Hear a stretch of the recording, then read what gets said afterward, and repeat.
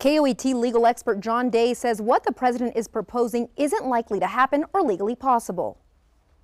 In a new interview with HBO, President Trump says he wants to end birthright citizenship, which gives automatic citizenship to anybody who is born on U.S. soil. It's in the process, it'll happen. While this amendment has been a part of our country's constitution since 1868, Trump says he would make it happen using an executive order. What we see this is a blatant attempt to fan anti-immigrant hatred ahead of the midterms. The American Civil Liberties Union of New Mexico believes the president's comments are a political stunt, which bring dangerous implications. It's feeding into and fanning the flames of this kind of anti-immigrant rhetoric that has no place in our country. But could the president actually end this amendment using an executive order? What the president is proposing isn't likely to happen, isn't likely to be something that's legally feasible. To change the 14th Amendment, KOAT legal expert John Day says the president would have to get approval from both the U.S. Senate and the House of Representatives, which he says is tough. This has been a long-standing view of the law that if you're born here, you're a citizen. And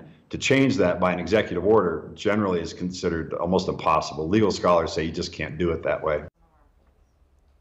President Trump says we're the only country that allows a person to come into the country and have a baby and then grants them citizenship. But according to the ACLU, several other countries offer this right as well. Marissa Armas, KOAT Action 7 News.